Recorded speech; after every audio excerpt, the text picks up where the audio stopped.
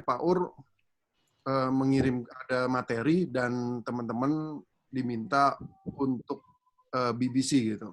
Sebenarnya BBC adalah ini sih sebenarnya dari yang Pak Ur ajarkan kita bisa menyimpulkan terus apa pengalaman Anda gitu. Terus bagaimana pendapat tentang Anda gitu. Jadi intinya sih seperti itu dan ini beberapa yang udah saya lakukan. Jadi saya tulis di sini mulai dari assignment juga saya tulis. Kemudian ada yang terakhir ya saya bikin YouTube juga. Dan ini juga ya berkat Pak Ur juga dan Universitas Radja. Saya awalnya kagak pernah mau bikin kayak ginian gitu, tapi berikutnya sedikit ketagihan sih. Saya lagi bikin beberapa ini lagi sih. Iya, sip. Terima kasih Pak. Itu Oke, saja. ya luar biasa ya. Jadi sekarang saya ambil balik screen-nya dulu, sharing, saya ambil balik. Oke, ini tolong dilepas dong, jadi saya bisa ambil balik. Ya Pak. Stop share. Terus yang tadi tentang papernya tentang scoop, tolong share dong linknya ke WA. Apakah itu online atau itu udah di dalam hadis lokalnya Ketut? Online Pak, ada di Neliti Pak. Ada juga di Neliti. Ya udah, tolong share linknya. Jadi semuanya kan serba penasaran bahwa scoop itu cuman saat ini ada sebuah cermi tentang why scoop ya. Tapi sekarang ini malah udah ada jurnal ilmiahnya tentang scoop ini ya. Coba share dulu. Udah di WhatsApp Pak. Ya di WhatsApp ya.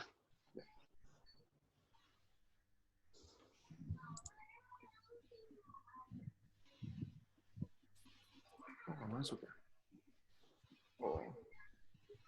Ini saya punya phone yang not connected, tunggu bentar ya.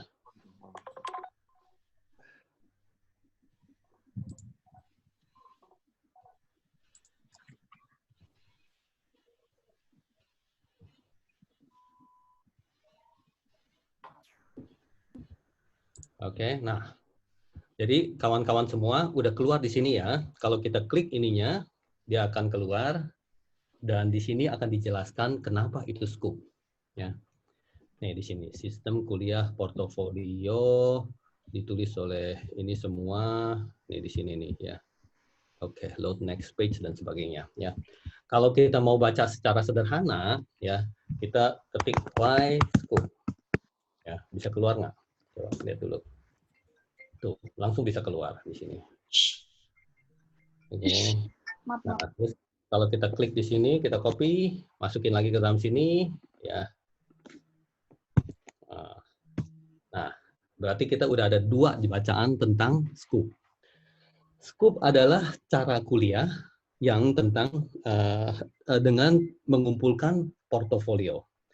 Portofolio itu adalah sebutan yang berbeda yang kita kadang-kadang sebut CV, ya. Pada saat kita ingin melamar kerja, kita itu memberikan CV kita. Pada saat sebagai dosen kita itu ingin naik jenjang kepangkatan, kita menyerahkan CV kita, ya. Tapi orang-orang semua selalu beranggapan bahwa CV itu adalah pada saat kita lagi mau cari kerja baru kita bikin. Sedangkan CV yang sesungguhnya adalah CV yang kita senantiasa di dalam keseharian kita kumpulin ya dalam bentuk sebuah CV, oke, atau dalam bentuk sebuah portofolio. Kalau CV itu adalah portofolio hidup kamu, ya, kalau scoop ini adalah portofolio tentang kamu di kelas MIT, paham ya? Ya. Jadi kalau ada orang bertanya, kamu itu sampai bisa dapat A di dalam kelas MIT ini, emang apa yang kamu lakukan? Oh, lihat aja saya punya scoop. Ya, berarti lihat aja saya punya portofolio. Atau lihat aja saya punya map. Ya, seperti saya jinjing-jinjing sebuah map nih begini nih ya. Nah, oke. Ini nih, aduh nggak kelihatan ya, karena backgroundnya ya. Ini nih map saya tentang semua kegiatan-kegiatan saya yang ada di dalam kelas Meet ini. Nah, orang akan lihat, oh ya kerjaan-kerjaan kamu bagus gitu loh, ya. Nah, dari sini UR ingin menganjurkan agar kalian betul-betul memperhatikan kalian punya portofolio. Ya, kalau ada kegiatan-kegiatan, jangan lupa diisi-isi ke dalam portofolio kalian. Ya, mari kita kembali melihat portofolionya Ketut. Ya, portofolionya Ketut berarti ke sini kan, kita klik. Oke. Nah, disinilah kegiatan-kegiatan yang ada dari Ketut. Ya, tapi kalau dari segi penampilan, kadang-kadang kita ingin lebih baik daripada ini. Ya, ini tentang diriku banget nih. Aku ingin benar-benar kemas-kemas yang sebagus-bagusnya, gitu ya. Kalau di sini kita lihat, ini masih misalnya taruhnya di sebelah kiri banget gitu ya. Tapi kalau ini ada di tengah-tengah, tentunya bisa lebih bagus, hal-hal kayak gitu ya. Atau di sini susunnya bagaimana kita bisa susun dengan lebih bagus lagi sehingga orang masuk ke dalam portofolio kita nyaman gitu loh. Kebayang nggak pada saat orang lagi kamu lagi melamar kerja, kamu punya CV dalam sebuah tumpukan, mungkin di dalam satu map, tapi map itu sedikit berantakan, ya. Padahal kamunya sebenarnya jago-jago banget gitu, ya. Ininya hebat, itunya hebat, sertifikasi hebat banget, ijazah hebat banget, nilai kuliah hebat banget gitu. Tapi kamu taruhnya acak-acakan, berantakan gitu. Ya, tentu memberikan kesan yang kurang baik bagi yang pemirsa kamu pada saat itu adalah yang ingin mewawancara kamu ya, dan membuat kamu itu mendapatkan kesempatan yang lebih kecil, padahal kamu bisa mendapatkan kesempatan yang lebih besar, tapi berhubungan kamu nggak rapi jadi lebih kecil. Oke? Nah, saya di sini menganjurkan kepada semua yang ada di sini, mahasiswa yang ada di sini, agar skupnya dibikin dengan sebaik-baiknya. Menampilkan dirimu sendiri yang terbaik gitu loh. Oke. Nah, dari sini kalau saya buka-buka lagi tentang orang lain punya, misalnya siapa punya gitu loh ya, yang sangat aktif. Contohnya si Dadang gitu ya. Coba kita klik sini. Nah, ini Dadang punya ya. Terus udah ada atasnya di sini nih ya tentang kegiatan-kegiatan dia gitu loh ya. Tapi sayangnya dari apa yang ada di sini itu nggak mencerminkan Dadang itu aktif ya, nggak mencerminkan bahwa Dadang itu kegiatannya banyak dan juga nggak mencerminkan Dadang itu semangat ya. Maka dari itu harus bisa lebih berkembang, entah berkembangnya seperti apa, bisa dijalankan masing-masing gitu. Ya, saya maunya begini, bahwa Dadang setelah kelas ini selesai dapat A plus dan ini buktinya, nah gitu. Nah pada saat kita lagi bilang ini buktinya itu kemana? Nah kita mau lihatnya ke skup. Ya, tolong ambil sebuah kebanggaan tentang dirimu sendiri. Berarti lakukanlah yang terbaik untuk dirimu sendiri, gitu loh ya.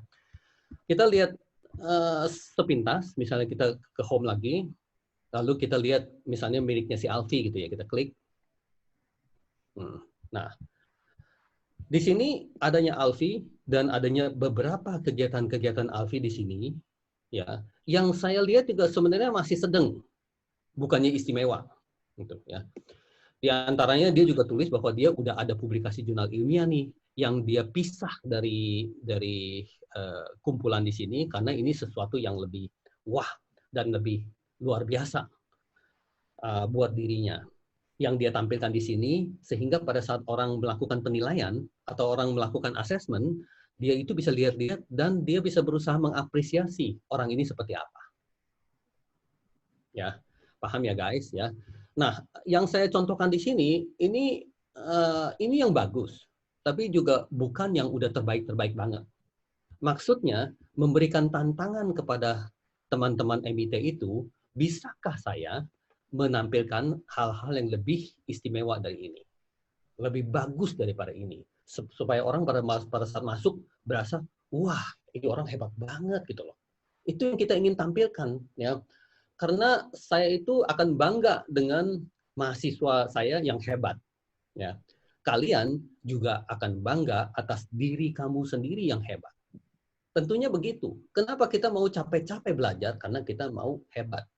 Ya, kita mau tampilkan kepada orang-orang kamu itu hebat. Tentang materinya yang ada di dalam sini, hampir dikatakan bebaslah. Pokoknya kalau kamu beraktivitas berarti bagus. Ya, misalnya kalau kamu lagi baca tentang apa ya? Anggaplah baca tentang Al-Qur'an. Ya. Terus habis itu kamu terinspirasi untuk memberikan sharing kepada teman-teman melalui sebuah cermi dan masuk ke dalam Scoop MIT ini. Lalu kamu tanyakan kepada UR, apakah kalau saya lakukan ini salah? Karena saya sharingnya tentang Al-Quran nih, bukan tentang IT nih, gitu. Ya. Lalu kamu kebayang nggak jawaban UR akan seperti apa? Ya, jawaban UR akan seperti ini. Wow, itu bagus banget karena kamu Al-Quran itu bisa melakukan sharing dengan cara informasi teknologi, ya, dengan masukin ke dalam iLearning.me dan men-sharing kepada orang lain sehingga dapat BBC dari orang lain dan memberikan manfaat kepada orang lain. Tentunya itu bagus, ya. Jadi kawan-kawan semua, tolong buka dirimu sendiri, ya. Apapun boleh kalian masukin ke dalam sini. UR akan senang kalau kalian ada aktivitasnya. Beraktivitas, menulis sesuatu, sampaikan ke dalam WA bahwa kamu udah menulis sesuatu, minta dukungan dari teman-teman, bisa ada BBC nggak dari teman-teman, ya, karena ini bermanfaat nih untuk teman-teman. Nah, itu yang kita ingin capai di dalam kelas Smith ini. Ya, paham nggak guys? Ya, kenapa UR sampai ngomongin segitu panjang lebar? Karena di dalam kegiatan di WAG Meet ini belum tercermin tentang itu. Ya, harus bisa lebih hidup, harus bisa lebih akrab, harus bisa lebih bersahabat. Kita itu sharing dalam satu kelompok yang kita senang karena kawan-kawan kita sendiri.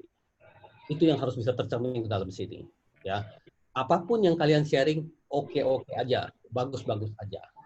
Ya, tentang saya bilang di sini IT disiplin, mana di IT disiplin? Di sini ya.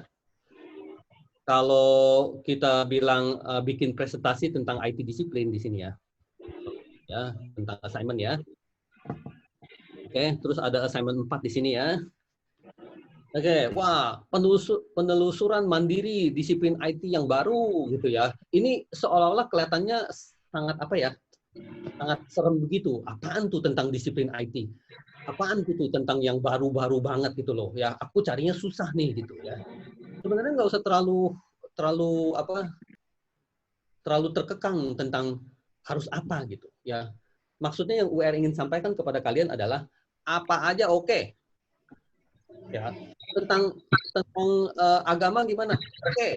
Ya, tentang masak-masakan gimana? Oke juga. Ya, tentang apapun oke. Ya, tentunya kalian nggak manual-manual tentunya sih. Ya, kalian masukin ke dalam IT. Ya, atau sharing tentang aplikasi masakan-masakan yang ada di dalam App Store atau Play Store ya, yang menurut kamu menarik banget. Ya, tentunya itu adalah sebuah disiplin IT yang mengatasi hal-hal tentang masakan-masakan. Oke, ya. Jadi paham nggak guys? Ya, saya jelasin ulang agar kalian bisa bebaskan jiwa kalian. Apa aja sih oke. Misalnya, satu contoh lagi, kalau kita lagi bilang bahwa saya itu sebenarnya cuma sekedar ibu rumah tangga kok, gitu. Ya. Lalu kamu mau ngomong tentang itu, tanya kepada saya, boleh nggak kalau saya ngomong tentang itu? Jawaban saya sama, oke boleh. Ya. Berarti itu kamu harus masuk ke dalam komputer, siapkan kamu punya 10 jari dan kamu mulai ketik tentang pembahasan kamu tentang sebagai seorang ibu rumah tangga. Ya. Berarti kamu juga udah menerapkan disiplin-disiplin IT, ya.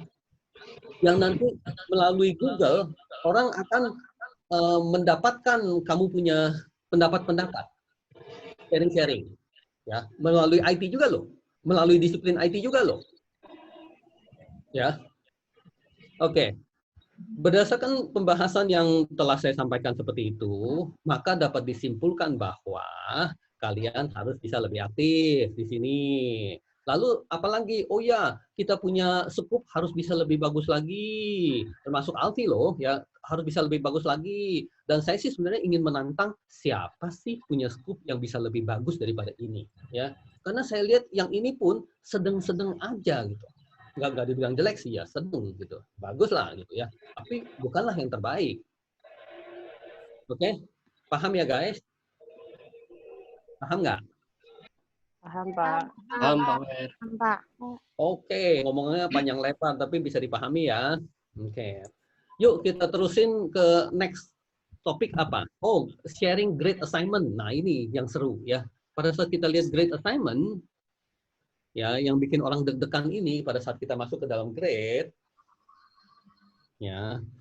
Nah, saya melihatnya di sini, waduh, pada bagus-bagus banget nih semuanya nih, ya. Ada Badrianto, wah, kegiatannya bagus, ya. Ada Dwi, lumayan lah, tapi sebenarnya bisa lebih bagus daripada ini, gitu ya. Ada Adam, bagus, ya. Ada Ketut, apalagi ini bagus, ya. Cuman Ketut, kamu di dalam WA mesti lebih banyak sharing dong, ya. Tunjukin kepada UR bahwa kamu bisa menghidupkan suasana, mengajak teman-teman kita itu berdiskusi dan sebagainya, gitu loh. Ya, kamu bisa bilang, sini nih, kapan yuk kita apa? Nih, kayak begini ya. Saya lagi mau bikin assignment keempat, ya.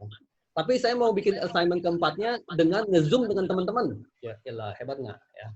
Terus habis itu kamu panggil nge-zoom, terus kamu record, ya, kamu jelasin kepada teman-teman tentang apa aja yang penjelasan kamu, ya. Setelah itu kamu sampaikan di dalam situ bahwa saya memberikan hasil assignment ini dengan lebih luar biasa, lebih istimewa. Di sini saya bisa mengajak teman-teman di dalam sebuah Zoom untuk memberikan presentasi. Gitu loh. Paham nggak Ketut ya? Kalau kamu bisa begitu, waduh, saya bisa berasa bahwa ini orang luar biasa banget. Pemikirannya selalu out of the box. Gitu loh ya. Nah, kalau ini adalah sebuah contoh, banyak lagi contoh-contoh yang lain. Ya, misalnya mau bikin presentasi, tapi naik perahu dulu. Ya, kayak seperti ke danau Raharja yang di samping itu tuh ya. Cari perahu, terus naik perahu dulu. Udah sampai di tengah-tengah situ baru difilmin. Ya. Wah, saya ini lagi mau ngomongin tentang disiplin IT saya yang tentang ini nih ya, tapi saya naik perahu dan saya ada di tengah-tengah danau nih, begini-gini ngomong saya. Wah, itu tentunya saya bisa berasa bahwa ini orang luar biasa banget. Hebat banget ini orang. Ya. Itu adalah sebuah jiwa yang harus kamu lepas. Wah, gitu loh. Ya. Terus misalnya kamu kebetulan lagi jauh karena WFH gini, udah lagi ada di kampung lah misalnya gitu ya. Wah, mau foto tentang di sawah gitu, ngapa-ngapain dan sebagainya. Nah, itu saya senang banget. Ya. Terus ada juga yang inovatif begini ya. Saya mau ngomongin tentang disiplin IT ya, tapi saya mau berduaan. Ya, pasang sebuah kamera gitu ya di meja, tapi saya maunya berduaan, nggak mau sendirian. Berduanya sama siapa? Hayo. Berduanya sama nyokap gua. Itu saya kaget banget kalau orang bisa begitu. Sama ibu loh, sama mama loh. Ya, mama kan kamu tahu sendiri bingung-bingung, cuma bisa latah doang gitu ya. Tapi kamu ajak dia ngomong, ya. Berduaan di situ, terus nanti mungkin ada sedikit lucu-lucunya dan sebagainya. Saya bisa bilang bahwa itu video luar biasa banget. Saya bisa kaget kalau orang bisa kayak gitu. Ngerti nggak? Ya. Nah, itulah yang saya minta, jiwa-jiwa kalian itu jangan terlalu terkekang bahwa harus gimana-gimana gitu. Jangan terlalu kaku lagi gitu. Ya. Ada yang bisa juga pada saat lagi presentasi presentasi di IT sambil naik sepeda misalnya. Itu juga bisa. Oke, paham ya guys? Paham. Ya, Pak. Nah, di sini kita lihat beberapa ini ya. Mungkin kalau masih ada orang-orang yang masih belum masuk sini juga lah dan sebagainya, saya benar-benar nyerah dikit lah ya. Aduh, gimana nih kalau ini orang nggak bisa terus, padahal teman-teman kita di sini pada bisa ya. Dan dengan adanya Tri yang baru saja masuk gitu ya, terus dia pasti butuh bantuan untuk begini begitu untuk masuk ke dalam sini dan sebagainya. Kalau misalnya orang itu mau ikut dan mau berusaha gitu ya, pasti juga bisa masuk ke dalam sini. Tapi sedih dikatakannya bahwa kalau memang nggak ada di sini, Ai nggak tahu caranya bagaimana untuk bisa menilai orang itu gitu loh. Ya. Oke, jadi ini ya kita perjuangkan lagi, masih panjang ya. Seberapa panjang? Nanti ada assignment 4 loh, dan nanti ada assignment 5, habis itu selesai. Ya, nggak usah UTS, nggak usah UAS, hanya bagi yang mau aja. Ya, bagi yang mau UTS dan mau UAS silakan ngomong di dalam WAG ya, atau japri ke UR. Saya ini mau UTS nih, atau saya mau UAS nih, saya akan bikinin khusus untuk dia. Sip ya, ya enak kok ya. Yang mau boleh, yang enggak juga nggak apa-apa. Ya. Oke, Assignment 4 akan 2 minggu. 2 minggu dari kapan? Ya kita anggap 2 minggu dari sekarang. Ya, nanti ada sampai satu minggu berikutnya. Ya, ada waktunya santai-santai. Tapi di dalam orang santai-santai itu kita pengen ngebut dikit gitu ya. Terus nanti kita ketemu, kita bahas-bahas dikit. Dan di sini udah ada tuh assignment 4. Siapa yang telah selesaikannya, siapa yang belum. Tapi masih ada 1 minggu lagi dan sebagainya. Terus habis itu ada assignment 5. Ya, assignment 4 yang saya katakan bahwa aduh gampang banget. Sebentar juga orang-orang semua dapat 200. Ya, tolong raih dengan sebaik-baiknya lah. Lalu assignment 5 gimana? Ya agak susah. Ya, agak susah dikit. Tapi kalau yang berusaha tentunya dapat nilai juga, bukannya tinggal 0 begitu aja. Dapat nilai, bisa dapat nilai 50, bisa dapat nilai 100 atau bahkan 150. Jadi nempel-nempel ya masih bisa A, masih bisa A+, apalagi SC-nya banyak ya. Oh ya, ngomong-ngomong tentang SC, lupa nih untuk ini ya. Ya, Ketut memberikan presentasi tentang scoop yang super ya, dan memberikan banyak manfaat kepada UR dan teman-teman. Alhamdulillah ya. Good job lagi. SC buat Ketut ya. Nah, tuh dapat tepuk tangan lagi, hebat nih. Keren, Ketut keren. Alhamdulillah. Makasih Pak. Ya, walaupun lagi WFH, social distancing, saya peluk tuh si Ketut tuh. Oke. Untuk online aja. Oke. Terus apa lagi sih yang kita ada di sini? Coba lihat pembahasannya. Tentang assignment 4, gampang lah, mirip-mirip assignment 3, tapi tolong kalian itu lebih out of the box ya, lebih seru ya, bagaimana caranya untuk supaya bikin orang surprise gitu, yang di dunia ini nggak pernah ada gitu ya. Rasanya kalau bikin video assignment, tapi ajak nyokap ya, itu kayaknya di dunia ini belum ada. Rasanya tuh, saya pikir kayak gitu, aku pengen adain, ya itu luar biasa. Oke? Oke, paham ya guys? Ya, paham ya guys? Paham. Oke, ada pengumuman libur. Nah ini nih ya, ada pengumuman liburnya panjang banget dari 17 Mei sampai 6 Juli ya. Terus kita itu tanggal berapa sekarang? Tanggal 16 ya. Besok juga udah libur panjang sampai 6 Juni ya. Terus pada saat lagi libur panjang, kalau bisa jangan sampai ada assignment gitu ya? Atau nggak apa-apa ada assignment? Gimana dong guys? Nggak apa-apa Pak, ada assignment Pak. Nggak apa-apa Pak. Ya? Waduh, Mas Ketut semangat banget nih habis dapat SC. Benar ya, kalian yang pilih ya. Tapi udah kirim SK-nya ya Pak. Oke, sip. SK-nya udah ada ya. Oke, begini aja deh ya. Assignment tetap ada. Kalian santai-santai aja bikin assignment ini, dan assignment ini yang biasanya 2 minggu selesai, kita jadiin 3 minggu selesai. Ya, setuju ya guys? Setuju.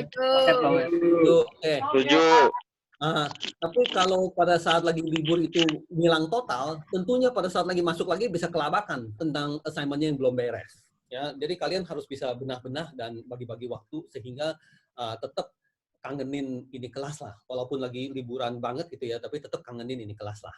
Oke, guys. Nah, terus ada apa lagi sih? Kita lihat. Udah, sekarang berarti kita kuliah tentang ubiquitous learning. Ya. Kuliah yang menarik nih. Kemarin kita udah ngomongin sedikit-sedikit. Mari kita bahas. Dan saya udah sharing ya, supaya semuanya bisa ngelihat ya. Coba saya ke sini, saya ke home lagi.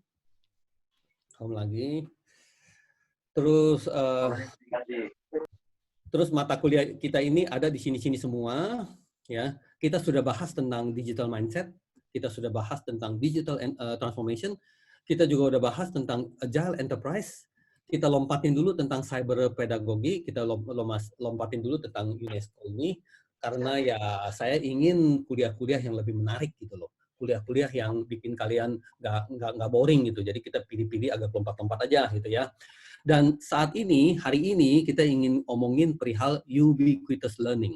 Ya, kata-katanya serem banget, ubiquitous gitu kayak seperti kita belum pernah dengar lah. Ibaratnya kalau saya nggak ngomongin minggu lalu, kamu pasti pikirannya apaan sih itu ubiquitous learning? Yang namanya bahasa Inggris kenapa sampai jelimet banget tulisannya gitu loh. Ya. Oke, kita klik. Power, mohon izin, saya izin bergabung tapi tidak maksimal, bisa Pak ya? Apa-apa. Masih dalam PSBB Pak. Oh, Mbak Adrianto. Oh, nggak apa-apa ya, silent aja nggak apa-apa. Siap. Happy aja. Ya. Siap. Okay. Terima kasih Pak. Ya, terus saya lanjut klik. Oke. Udah ada satu teman kita yang dapat SC ya. 2 lagi nanti saya ngomong-ngomong nanti saya stop, terus adain pertanyaan, kalian tolong rebutan ya untuk dapetin untuk menjawab pertanyaan tersebut. Oke, untuk ini saya dapetin sharingnya dulu. Saya share. Takutnya ada yang belum dapat nih sharingnya nih ya. Kita klik di sini, kita copy. Ya, ingat loh di sini ya, ngomongannya apa? Anyone at Universitas Raharja with the link can view. Ya. Jadi teman-teman semua kalau mau view ini mesti di dalam laptopnya udah login Rinfo-nya, raharja.info-nya ya. Bagi teman-teman yang lain udah terbiasa tentang ini, mungkin Tri nggak terbiasa. Berarti Tri udah dapetin linknya, klik kok nggak bisa sih gitu. Nah itu mesti bisa login raharja.info dulu. Oke, kalau udah login raharja.info melalui Gmail aja, melalui Gmail login raharja.info, berarti YouTube-nya tersambung dan untuk baca ini juga tersambung. Oke guys, saya lanjut, saya copy, saya sharing dulu ke dalam sini, takut pada lupa udah nggak dapet gitu ya, saya sharing dulu di sini. Oke, sambil saya cerita-cerita, kalau kalian mau ngintip-ngintip dulu itu bisa, ya. Tapi mari saya lanjut, mana ya lanjutnya ya, sini. Oke, udah saya lakukan sharing ya. Kita ke sini, ya tentang ubiquitous learning ini, ya. Dimulai dari definisinya dulu. Ya. Dari sisi learning, banyak orang berusaha mengartikannya dengan cara berbeda, semata-mata tujuannya untuk supaya learning bisa menjadi lebih baik. Tapi kalau kita ngomongnya learning terus, orang bingung, learning yang mana? Gitu. Nah, dari kampus Raharja ada sebutan tentang I-learning. Ya, ada sebuah I kecil di depan learning-nya. Ya, apaan sih itu yang kita nanti akan penasaran untuk cari tahu? Kenapa? Karena kita Sivitas Raharja, karena kita itu pribadi Raharja. Tentang ciri-ciri di tempat kita itu kita penasaran dan pengen tahu dan ingin memperkaya nilai-nilai dari e-learning itu, dari sisi pemahaman, dari sisi praktek dan sebagainya.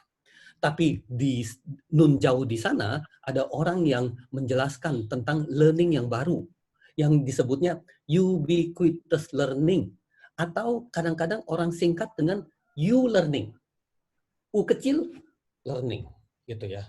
Lalu kita penasaran apaan sih itu? Orang akan menjelaskan itu adalah ubiquitous learning. Itu adalah ciptaan aku tuh tentang ubiquitous learning. Nih ya, gue ceritain ya gini dan sebagainya. Jadi keren gitu ya. Jadi sebuah paper kayak gitulah ya. Nah, di sini dia bilang ya, ubiquitous learning itu mencakup, nah tentang ubiquitous learning ada si Ogata yang ngomong, tapi ada banyak orang yang ngomong. Jujur, di dunia sekarang siapapun bisa ngomong, termasuk kamu, Ketut, atau siapapun yang ada di sini ya. Ketut bisa bilang, gini nih Pak, saya sih nggak setuju lah dengan orang-orang itu ngomongannya apa tentang ubiquitous learning. Menurut saya, ubiquitous learning itu adalah gini. Dan saya tunjukin bagaimana saya support saya punya argumentasi. Itu bisa banget. Dan itu bisa jadi paper. Ya, siapapun yang kritis itu bisa jadi paper. Kalau siapapun cuma ikut-ikut aja, dikatakan kepada orang bahwa itu nggak bisa jadi paper. Karena itu cuma ikut-ikut orang punya opini. Kamu tidak memiliki opini-opini sendiri. Ya, adanya paper itu adalah untuk memperjuangkan opini kamu dengan dukungan-dukungan yang kuat. Oke, yaitu apa? Everyday learning katanya. Learning itu sampai everyday. Ketut juga bisa bilang, saya nggak setuju tentang everyday learning. Ya, karena everyday itu bisa dikatakan bahwa sehari cuma 1 menit. Itu juga udah everyday kok. Berarti ini payah. Ini konseptual. Ini definisi payah. Harusnya kita ngomong every moment. Setiap saat, baru itu benar. Nah, mungkin ada orang berargumentasi seperti itu. Atau saya mau berargumentasi seperti itu. Saya bilang bahwa ubiquitous learning itu dari definisi UR, ya, everyday learning itu not enough. Itu harus every moment learning. Ya, every time. Setiap saat kita itu lagi belajar. Itu baru ubiquitous learning. Kalau everyday aja, itu mah bukan ubiquitous learning. 1 menit aja cukup nggak? Karena itu everyday kok. Gitu loh. Ya. Lalu learning yang seperti apa? Ya, kita itu kalau ke kebun kita, bengong ngeliatin pohon duren kita, bengong dari pagi sampai malam, dan kita lagi berpikir bahwa kita itu seperti kayak Isaac Newton yang lagi nungguin apel itu runtuh, ya, jatuh gitu, apel itu jatuh. Tapi saya itu lagi sedang menunggu duren saya jatuh gitu. Dan saya merenung terus sampai lama gitu. Dan saya udah lagi melakukan pembelajaran, katanya begitu. Tapi saya bilang itu bukan ubiquitous learning. Kenapa? Karena di sini ada ngomong. Ya, itu harus bisa didukung oleh mobile. Ya, mobile itu apa dari kalian? Laptop itu adalah mobile apa enggak? Ya, ada yang bilang mobile dan itu nggak salah. Ada yang bilang not mobile, itu pun nggak salah. Ya, ada yang bilang mobile, bilang ini bisa kok aku bawa-bawa kemana-mana. Saya bilang komputer juga bisa dibawa kemana-mana. Ya, tapi dia punya tingkat mobile-nya kurang. Ya, terus ada orang yang bilang not mobile, dia juga nggak salah. Ya, walaupun bisa diprotes juga. Ya, tapi sesungguhnya di zaman sekarang pada saat dia bilang mobile itu lebih ke arah handphone. Sesuatu yang kamu genggam dan sesuatu yang kamu bawa ke mana-mana. Ya, sayangnya laptop belum tentu kamu bawa kemana-mana. Ya, kalau saya lagi piknik gimana? Saya nggak bawa laptop, gitu loh ya. Tapi kamu pasti bawa kamu punya handphone. Ya, jadi di mana kita lagi mengartikan sebuah mobile itu kita bilang bahwa mobile itu adalah handphone banget gitu loh. Orang di zaman sekarang itu dia punya spending, dia punya belanja, ya, dia punya belanja udah berubah banget. Kalau dulu orang itu beli laptop lebih mahal daripada beli handphone, ya. Tapi sekarang fenomena udah shifting. Ya, orang itu sekarang beli handphone lebih mahal dari beli laptop.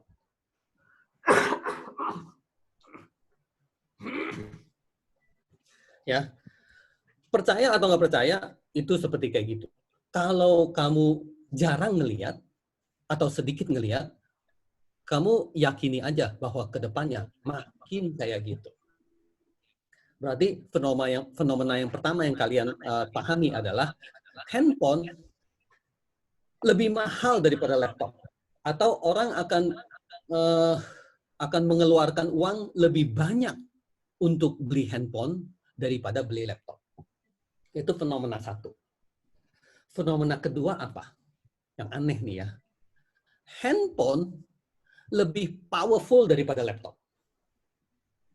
Dari dia punya sisi prosesornya, dari sisi dia punya memorinya, ya, dari sisi dia punya fitur-fiturnya, dia punya GPS, ya, yang dia ada laptop nggak ada. Dari sisi fingerprint, face recognition, touch screen, semuanya itu handphone lebih hebat daripada laptop. Ya, jadi dari sisi teknologi, handphone lagi lari kenceng, laptop lagi lari pelan-pelan. Ya, itu karena tuntutan dunia. Ya, orang lagi sikat ke arah handphone, sehingga bagi penemu-penemu juga fokus kepada kemajuan-kemajuan dari handphone dibandingkan kemajuan-kemajuan dari laptop. Ya. Sekarang Samsung yang S10 Plus begitu ya dijual dengan harga 20 juta. Dengan gampang ya. Mahasiswa-mahasiswa saya udah pada beli. Ya. Tapi laptop yang harganya 10 juta itu udah mahal banget. Udah jarang orang beli. Biasanya orang beli yang sekitar 5 juta, 6 juta, 7 juta. Ya. Saking mahalnya dia beli itu 10 juta. Tapi dengan happy dia beli handphone yang 20 juta. Walaupun nyicil gitu, tapi dia beli handphone yang 20 juta. Ya, maksudnya itu anak tuh handphonenya lebih canggih dari handphone UR. Ya, handphone UR aja udah mahal banget nih. Ya, handphone UR itu waktu pada saat lagi beli itu harganya 17 juta. Ya, tapi dia beli yang 20 juta. Oke. Nah, disitulah kenapa itu bisa terjadi, karena di sini nih, ngomongan tentang ubiquitous learning, karena hal-hal tentang ubiquitous itu bukan cuma learning aja. Hal-hal lain juga ubiquitous. Dan untuk mensupport ubiquitous itu harus bisa mobile. Dan itu hanya bisa didukung oleh handphone kamu. Yang sepengetahuan UR ya. Tapi mungkin kalian ada contoh-contoh lain yang bisa lebih hebat dari handphone lah misalnya gitu. Ya. Supported by mobile and embedded computers and wireless networks in our everyday life. Ya. Intinya ini disusun secara kata-kata. Nanti lanjutnya kamu bisa lihat secara gambar. Apa aja sih yang sebenarnya ada sehingga bisa mendukung ubiquitous? Padahal pada saat kita ngomong paling ada 4 atau 5 biji. Ya. Di handphone itu dia punya fitur jauh lebih banyak daripada itu. Oke. Anytime, anywhere ya, untuk mensupport anytime, anywhere ya. Jadi everyday itu not good enough. Anytime, anywhere baru better. Oke, lingkungan ubiquitous learning seperti apa? Ya, di sini ada real life experience augmented with virtual information. Itu hal-hal yang kamu bisa melakukan imajinasi sendirilah. Soalnya di sekarang ini ilmu-ilmu yang lagi diterobos secara gila-gilaan adalah virtual reality, ya, augmented reality dan sebagainya. Itu kian bisa terwujud juga dengan teknologi-teknologi sekarang, khususnya teknologi mobile. Oke, ya. Terus komponen-komponen apa aja yang di-customisasi di dalam ubiquitous learning itu?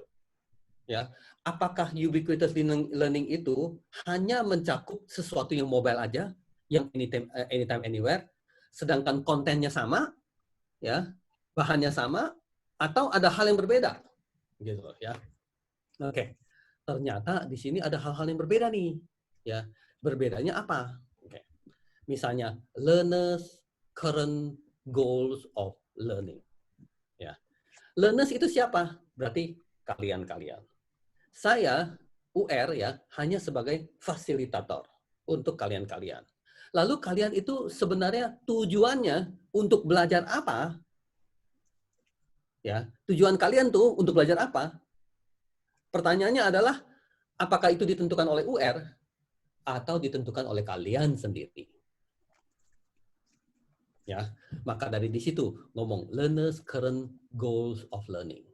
Ya, berarti dengan ubiquitous learning, dengan zaman sekarang punya learning, itu kita itu dituntut supaya bisa mengadopsi ke arah learners punya tujuan, punya goal. Ya, ingat loh, learners punya tujuan beda-beda. Ya, berarti Alfi punya beda dengan Nuka, Nuka punya beda dengan Adam, Adam punya beda dengan Ketut, Ketut punya beda dengan Dwi. Semuanya beda. Ya, tapi kita ada di dalam satu kelas. Kita itu dicekokin harus satu tujuan dan harus belajar satu ini, nggak boleh yang lain. Atau setiap student punya kesempatan untuk beda-beda. Dia punya goals, dia punya tujuan tuh beda-beda. Nah, itu tentunya serem banget untuk dipikirinnya. Lebih serem untuk UR pikirin, karena UR adalah seorang dosen, dan UR adalah seorang dosen yang harus bisa mengakomodir kalian punya different goal. Tujuannya beda-beda. Ya, Ketut bilang, saya itu tujuannya mau kayak gini. Lalu UR bilangnya apa? Ya udah, oke.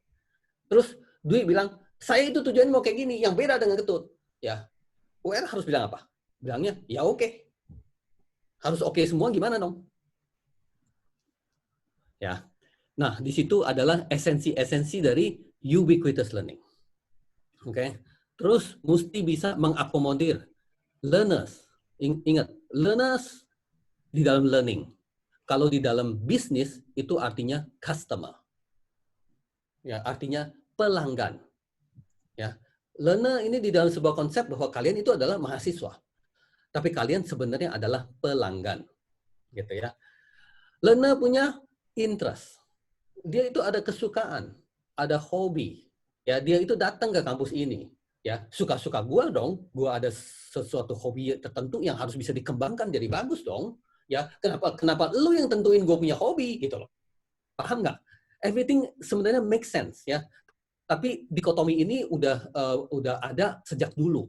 Sejak berapa ratus tahun yang lalu, sejak berapa ribu tahun yang lalu, itu kayak gitu. Sehingga kita itu sampai sekarang ini juga pasti orientasi pikirannya itu kayak gitu. Ya, namun dengan terpaan disrupsi, dengan terpaan era revolusi industri 4.0 dan juga begitu banyak perubahan-perubahan yang ada di dunia ini yang saling berakselerasi, sebenarnya itu ke arahnya. Oke. Terus learners cognitive characteristic.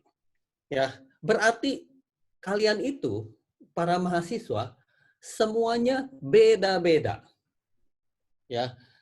Kepandaiannya beda-beda. Ya. Ada yang pandai mendengar. Kalau dengar aja semuanya masuk ke dalam otak. Ada yang lebih pandai melihat. Ya. Kalau kelihatan aja dia pinter dia pinter nangkep gitu. Ya. Segala hal ada yang harus dipraktekin atau apa dan sebagainya. Pokoknya orang itu belajar semuanya beda-beda. Ada yang di malam hari baru efektif. Ya. Orang udah pada tidur tuh jam 12 jam 1, dia bangun aja. Nah, itu baru waktu-waktu efektif dia. Kalau pagi-pagi itu nggak efektif buat dia. Macam-macam. Ya, orang itu. Ada yang mesti pasang lagu tiap kali lagi belajar itu pasang lagu kencang-kencang gitu loh, ya. Baru bisa masuk otak katanya. Nah, itu adalah learners punya beda-beda punya karakteristik. Ya. Terus learner punya history, background, kompetensi dan sebagainya. Jadi di sini setelah datang ya, adanya Ketut, adanya Badrianto, adanya Dwi itu datang dengan latar belakang yang beda-beda. Bagaimana kita bisa satuin semuanya? Orang semuanya datang dari beda-beda. Ya, dia orang punya keahlian pun juga beda-beda. Kita nggak bisa ngatain yang ini payah, nggak bisa, karena dia payah di satu tempat, dia itu jago di tempat yang lain.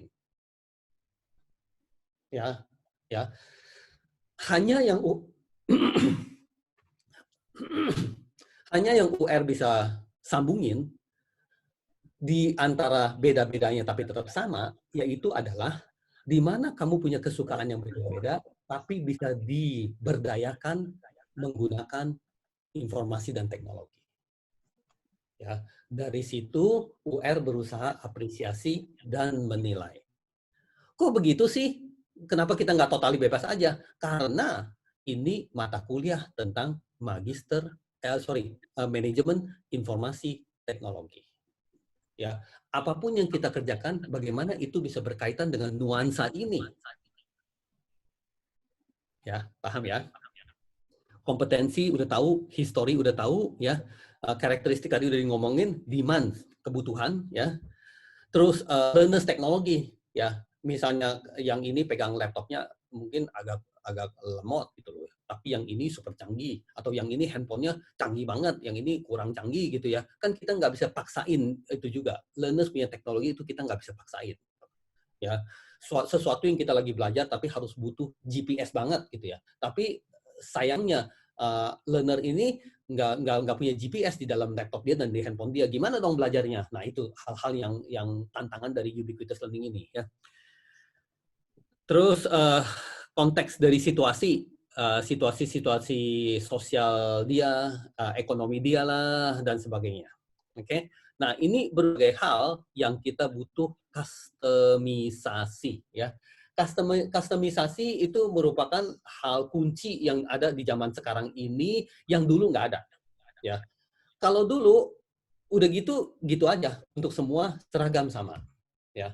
Kalau saya menciptakan satu produk ini untuk 1 juta umat, semua 1 juta umat pakai produk ini, titik. Ya. Kalau hal-hal yang bisa dikustomisasi berarti saya maunya gini, diakomodir. Saya maunya begitu, diakomodir. Berbagai orang maunya gini dan gitu, itu diakomodir. Itu namanya dikustomisasi. Ya, emang kita bilang repot banget kayak gitu, mana gua sempet kayak gitu, mana mungkin kayak gitu. Tapi itu merupakan tantangan bagaimana kita bisa. Ya, tentunya melalui digitalisasi banyak membuka kesempatan dan kemungkinan yang dulunya nggak pernah bisa, yang dulunya nggak pernah mungkin, jadi sekarang memungkinkan. Ya, kita sebut potensinya ada. Artinya apa? Sekarang belum terwujud, tapi terserah kita ini yang berjuang untuk mewujudkan itu semua. Oke. Pengertian tentang ubiquitous tadi udah ngomongin. Nah, di sini mungkin sedikit ngomongin perihal orang-orang yang mengartikan ubiquitous dengan cara yang berbeda. Ya, di sini foto dari Prof. Ucok. Ya, itu sahabat saya dan beliau itu adalah ketua umum dari Aptikom, Asosiasi Perguruan Tinggi Komputer. Ya, kita itu setiap tahunnya ada bertemu beberapa kali untuk rapat kerja nasional lah, dan sebagainya. Dan UR sebagai salah satu ketua bidang di dalam Aptikom ini. Ya. Nah, beliau mengatakan apa? Ya, bahwa ubiquitous learning atau pervasive computing, pervasive berarti kayak seperti menyerap kemana-mana, gitu loh ya, adalah sebuah konsep, dan di sini konsepnya menekankan di dalam hardware-nya. Kalau tadi kita ngomongin itu perihal masyarakatnya, orang-orangnya. Ya, tapi di sini ngomongin perihal alatnya, perangkatnya. Ya, dia lagi bilang di sini di mana adanya prosesor, ya, ada memori, ada prosesor gitu ya. Terus di mana ada sensor, ya, yang ditanam di dalam beberapa objek-objek fisik. Ya, ingat loh, berarti bukan cuma handphone doang.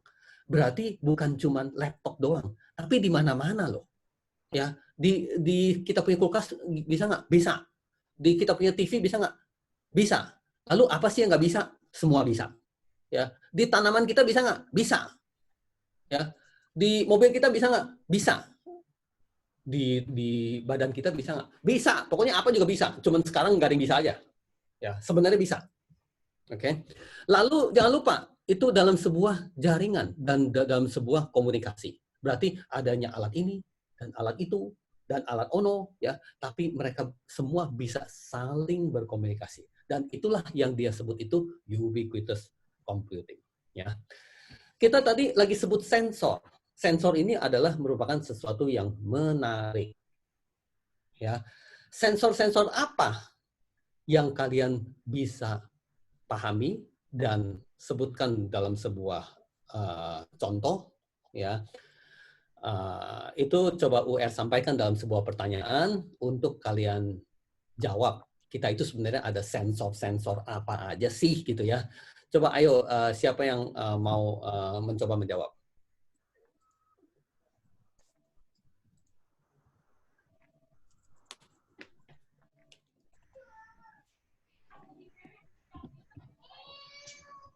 Ayo, siapa?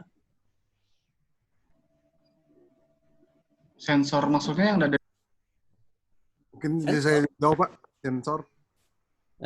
Ya, oke. Kalau Ketut mau jawab, tapi karena tadi Ketut sudah jawab, kita kasih kesempatan bagi yang lain. Kecuali nggak ada yang lain, baru akhirnya balik ke Ketut lagi gitu loh ya. Jadi kita kasih kesempatan untuk yang lain coba untuk menjawab tentang sensor ini. Sensor yang ada. Di sini nih yang disebut sensor. Coret ya. Mana sih sensornya? Oke. Ini di sini nih sensor nih, sini sensor. Ya. Jadi aware processors and sensor gitu ya. Jadi apa yang kalian pahamin perihal sensor dan apa yang bisa dijadikan contoh-contoh tentang sensor?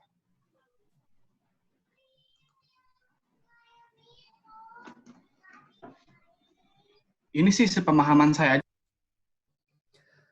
Dari Zainal ya. Oke, Yes, mangga. Mm-mm. Ya, Zainal, mangga ya.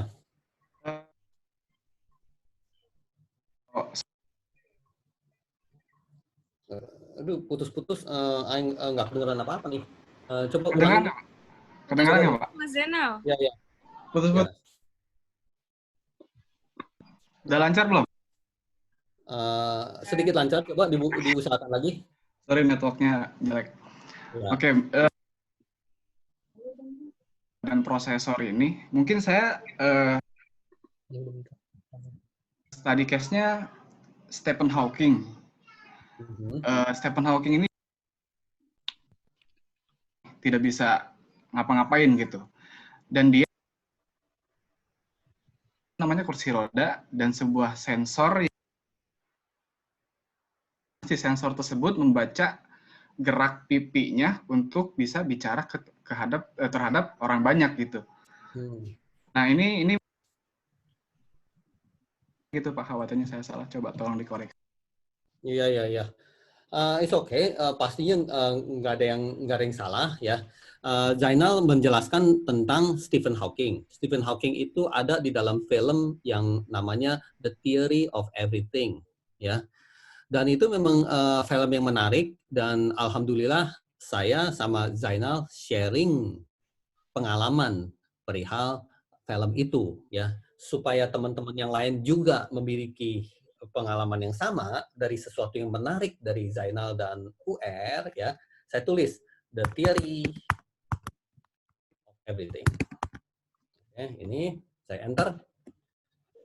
Nah, adanya si dia, saya bisa klik juga sih, bisa klik atau saya gunting aja cukup, gunting.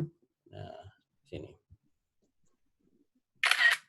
Ya, klik sini, saya paste di sini. Oke, sehingga teman-teman yang punya ketertarikan yang sama bisa penasaran perihal ini film dan kita nonton tentang The Theory of Everything ini.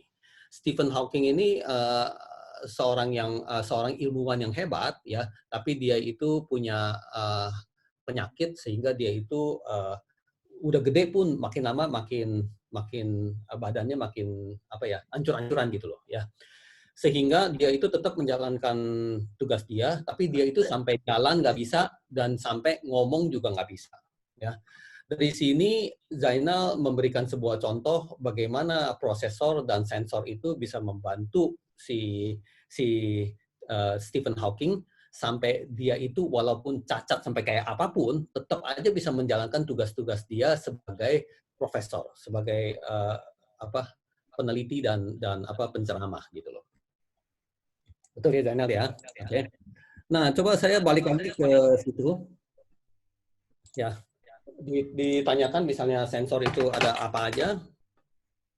Oke, di sensor itu ada apa aja. Oke, bentar ya. Oke. Sensor itu ada apa aja, ya. Nah, sebelum kita ketahui sensor ada apa aja, kita itu ingin mengetahui bahwa kalau seorang manusia, sensornya ada apa aja. Jadi dari kalian mute dulu dong, karena ada gema-gema dulu. Ya, mute dulu ya. Nah, di sensor kita itu juga memiliki sensor. Ya. Sensor-sensor itu yang membuat kita itu bisa komunikasi satu dengan sesamanya. Berarti tanpa ini, atau secara total kita nggak ada ini sama sekali, ya kita itu nggak mungkin bisa interaksi dengan orang lain atau dunia kita. Ya. Pertama, sensor kita adalah mata. Ya. Dari mata kita itu bisa melihat sesuatu dan itu merupakan input ke dalam kita punya otak dan kita bisa memprosesnya. Ya. Kenapa otak kita bisa memproses? Karena kita memiliki sensor. Sensornya apa? Mata. Mata itu sensor kita. Lalu mata itu bukan sensor satu-satunya, masih ada sensor yang lain. Ya. Dan kita mulai bisa nyebut bahwa ini sebenarnya adalah panca indera. Ya. Panca indera kita. Mata adalah salah satu panca indera kita. Tapi karena itu disebutnya panca, berarti ada 5. Mata baru 1. Apalagi nih, satu lagi. Misalnya yang paling umum adalah telinga. Ya, telinga. Sebenarnya kita lebih patut kita sebut penglihatan. Ya, di sini kita sebutnya pendengaran. Oke, telinga merupakan sensor kita. Ya, adanya frekuensi-frekuensi yang masuk ke dalam telinga kita, otak kita bisa memprosesnya. Ya, kalau telinga kita tidak berfungsi, ya saat ini kita nge-zoom itu nggak bakal jalan. Ya, tapi kalau kamu punya mata masih oke gitu ya, kamu masih bisa ngelihat tanpa mendengar dan berusaha dibuat mengerti dari mata doang. Telinganya karena tidak berfungsi. Tapi karena kita itu orang yang normal, kita itu mata dan telinga merupakan 2 sensor yang bekerja sama sehingga bisa memberikan input ke dalam otak kita dan otak kita sebagai prosesor akan memprosesnya. Oke. Lalu dari situ masih ada apa lagi sebagai sensor? Misalnya kita tahu kita punya hidung ya itu merupakan penciuman kita. Ya. Lalu kita punya lidah ya yang merupakan perasa ya. Ya. Terus ada kita punya kulit ya, kita punya kulit ya yang merupakan sensor untuk sentuhan. Oke. Kita itu walaupun nggak dengar dan kita itu walaupun nggak ngelihat, kita itu bisa sentuh-sentuh dan kita bisa mengartikan sesuatu. Oh, ini adalah apa gitu ya, dan masuk ke dalam otak kita dan kita bisa memprosesnya. Ya. Tapi kalau kita nggak bisa sentuh, maksudnya kita punya saraf-sarafnya di dalam sentuhan kita itu sudah mati total gitu ya. Apakah itu bisa terjadi? Saraf-saraf kita mati total? Bisa terjadi kalau kamu sakit ya. Kalau kamu sakit stroke dan sebagainya, misalnya stroke setengah badan ya, terus kamu pakai tangan kamu yang kena stroke, terus kamu pegang sesuatu, itu kamu nggak ngerasa apa-apa. Ya. Artinya sama juga kalau kamu udah stroke, terus tangan kamu itu lagi kebakar, ada api yang lagi sedang bakar tangan kamu oke aja, santai-santai aja. Kayak nggak berasa gitu. Ya. Kalau kamu normal, sekali ada panas dikit kamu udah langsung tersentak kaget. Ya, itu karena sensor kamu, ya. Sensor itu sensor kulit. Oke. Nah, di sini ada 5, makanya disebut panca indera. Oke. Dan kita itu, ya, anggaplah bahwa kita itu 5-5-nya nggak ada, ya. Itu berarti itu orang sudah putus dari dunia. Ya, nggak ada mata, nggak ada telinga, nggak ada hidung, nggak ada lidah, nggak ada kulit, gitu ya. Itu berarti itu orang walaupun masih hidup ya, itu orang udah putus dari dunia. Kenapa? Dia itu udah nggak ada sensornya untuk men-sense sesuatu yang ada di luar. Ya, dan dia itu udah ya, artinya hidup juga udah tidak berguna lah, apalagi yang dia hidup untuk itu ya. Misalnya dia itu sampai nggak ada apapun, nggak bisa ngelihat, nggak bisa mendengar, nggak bisa mencium, nggak bisa mencicipi, tapi dia masih bisa menyentuh gitu. Jadi orang itu berbaring di rumah sakit gitu ya, udah lagi hampir KO dan sebagainya. Tapi orang-orang dekat dia masih nyentuh tangan dia dan dia masih bisa merasakan sentuhan itu dan sebagainya, itu masih mendingan, berarti masih hidup gitu loh. Sensor dia masih jalan. Ya, paham ya? Nah, setelah itu baru kita lihat di dunia IT, ya, sensor kita itu apa aja. Berarti bukan di badan kita loh, di sebuah robot yang kita bikin loh, atau di sebuah laptop yang kita bikin loh, atau di sebuah handphone yang kita bikin loh. Ya, handphone itu, mari kita ngomongin handphone lah. Ya, handphone itu tanpa sensornya, dia itu juga benda mati yang nggak bisa berinteraksi dengan kita. Kenapa handphone itu bisa berinteraksi dengan kita? Karena dia juga memiliki sensor. Ya, oke. Mari kita lihat sensor dari sebuah handphone itu apa aja. Pertama kita bilang, apakah itu handphone bisa ngelihat? Ya, kamu sih pengen cenderung bilang handphone nggak bisa ngelihat. Tapi kamu pikir sejenak lagi, ternyata handphone bisa ngelihat. Seperti apa? Kalau kita foto itu masuk ke dalam handphone, berarti handphone itu telah memakai dia punya sensor penglihatan. Kalau kamu tunjukin muka kamu, dan dia itu udah bisa pakai membuka handphone seolah-olah dia memahami itu adalah kamu karena melihat muka kamu, ya, itu adalah sensor penglihatan dia. Ya, jadi sensor penglihatan itu kita bilangnya apa ya? Seperti kita punya kamera kita bisa cetrek kemana-mana gitu ya. Kita ada sebuah kamera, kita foto kemana-mana. Itu dia punya sensor matanya bagus, tapi dia nggak punya sensor dengar, ya. Karena kita cuma foto-foto doang. Ya. Jadi kita sebut aja di sini pakai Inggris dikit ya, visual. Ya, dia ada sensor visual, dia bisa ngelihat, ya. Namun kalau sebuah sensor yang hanya visual aja, menurut kamu handphone ini juga masih kurang bagus. Berarti kamu menuntut handphone ini mesti bisa mendengar, ya. Berarti kalau kamu pencet record, terus kamu ngomong dan sebagainya, dan dia bisa merekam, ya, itu artinya si handphone itu bisa mendengar,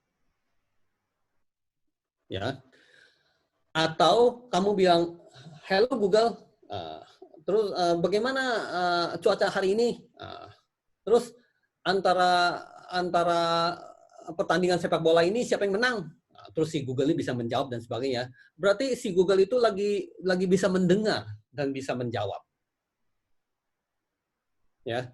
Nah, dari sini kita lihat lagi adalah hal-hal yang apa sih namanya,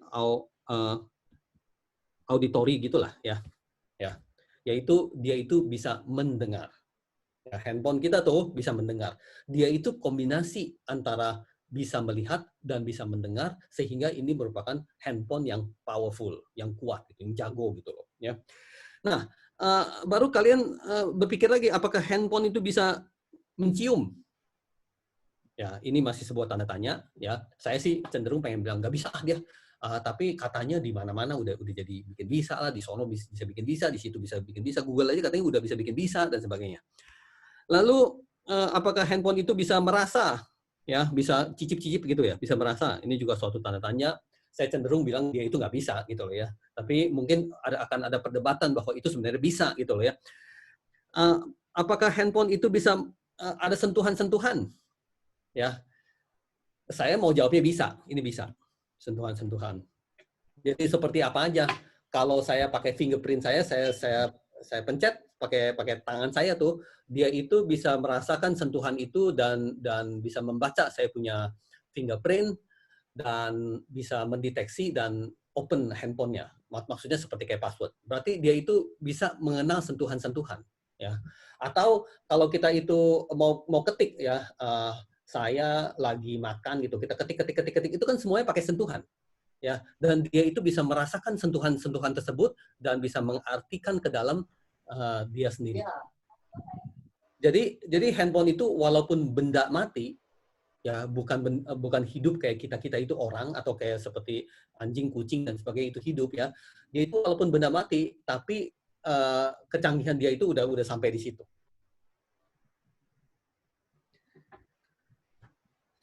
Ya, paham ya guys? Tentang ini, paham ya guys? Paham, Pak. Satu pembahasan yang menarik juga dari ini, ya. Jadi saya mau mengucapkan terima kasih atas Zainal yang udah memberikan sanggahannya di sini, ya. Zainal memberikan pengalaman yang bermanfaat tentang the theory of everything.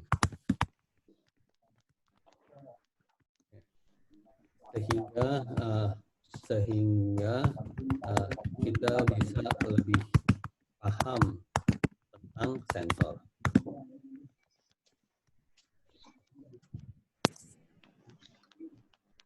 Zainal, ya. Oke. Ya. Ada pertanyaan? Kalau saya lanjut. Ada Pak, ada pertanyaan. Siapa ini? Siapa ini? Saya Ranti Pak.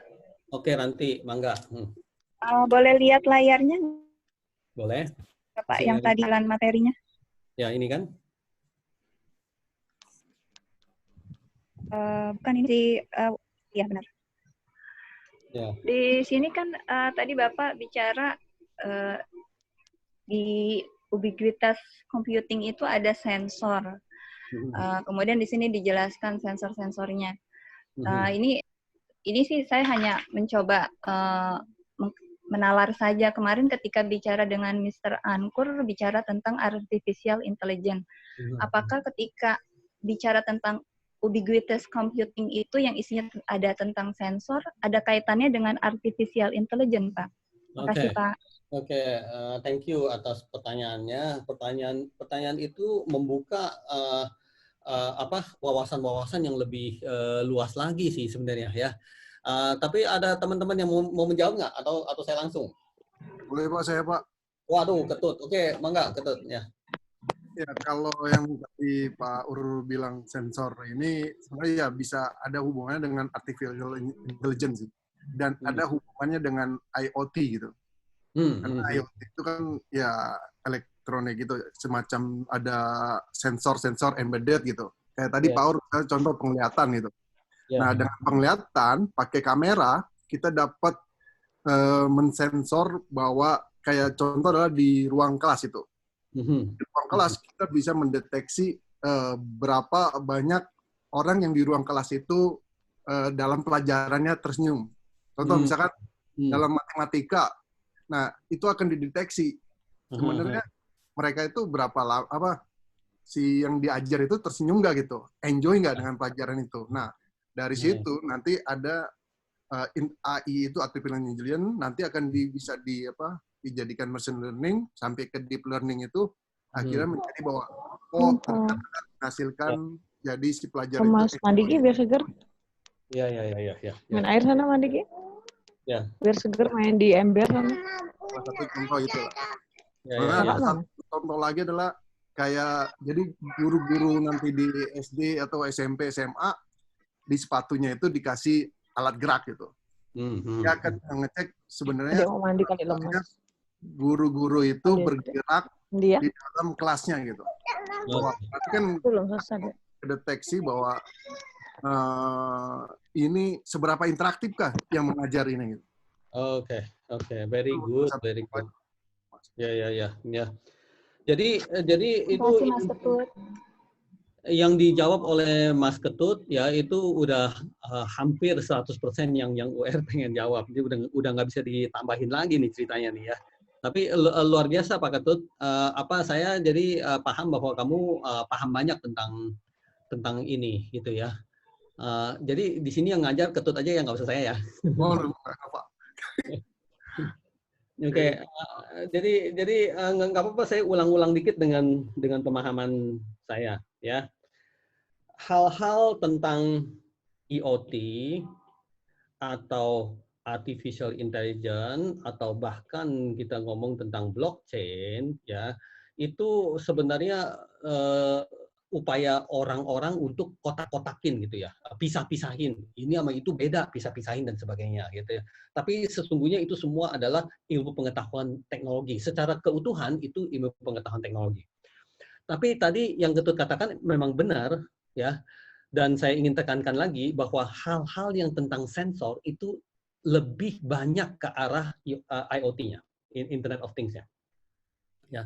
Jadi hal-hal tentang sensor kebanyakan nyemplung ke dalam sini semua. Ya. Hal-hal tentang artificial intelligence itu lebih ke arah otaknya bekerja. Ya. Bagaimana bukan sekedar perintah aja, kayak seperti robot tinggal diperintah, kalau diperintah jalankan, bukan cuma begitu, tapi itu mesin bisa belajar. Ya, itu artificial intelligence ya. Mesinnya itu bisa belajar terus, lama-lama tambah pintar. Nah, itu adalah artificial intelligence. Oke. Tapi dengerin di sini yang pentingnya ya, tapi ya. Kalau mau belajar butuh apa? Nah, itu yang susah dijawabnya ya. Kalau mau belajar itu butuh data. Butuh data. Ya, kan kita bilang artificial intelligence itu bisa belajar, ada machine learning-nya bisa belajar. Tapi kalau mau belajar itu butuh data. Ya, atau kita lebih tepatnya kita sebut butuh data yang valid. Ya, butuh data yang valid. Nah, ini lebih tepatnya. Dan data-data ini didapetin dari sini, dari IoT, dari sensor-sensornya. Ya. Sesuatu alat kita taruh sensor. Tentunya itu udah merupakan IoT. Terus data berjubel-jubel masuk ke dalam situ berdasarkan sensor yang kita taruh. Misalnya kita lagi mau mengukur kuatnya sinar matahari di area ini gitu. Kita kan taruh sensor, ya. Setelah kita taruh sensor berarti itu adalah IoT tuh, ya. Terus sensor itu terus-menerus streaming data ke dalam. Nah, data itu kan cuma sekedar data. Harus bisa di ngertiin, harus bisa diproses, harus pakai otak, harus bisa dibelajar gitu ya. Dan itu masuk ke dalam artificial intelligence ya. Jadi dari berbagai sensor yang ada, kesimpulannya ya, dari berbagai sensor yang ada itu nyemplung semuanya ke dalam IoT ya.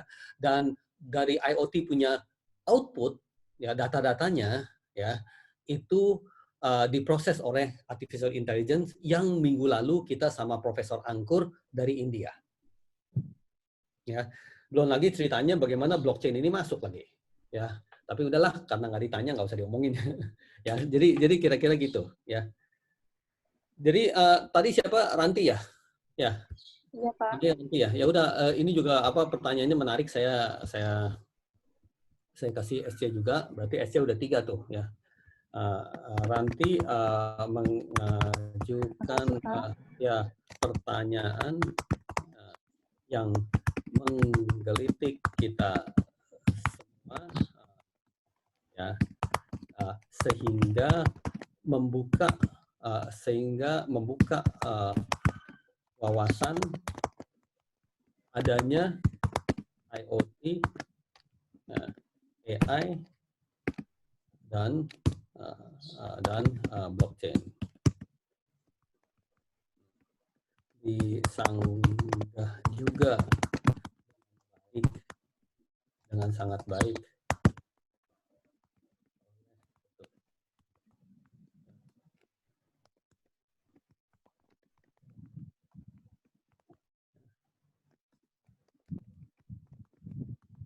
Ada 2 tuh.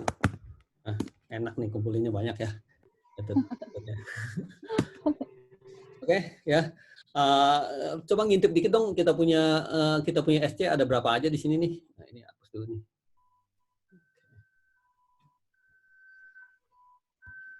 Oke, kita masuk ke dalam home. Penasaran aja, saya pengen ngintip ya.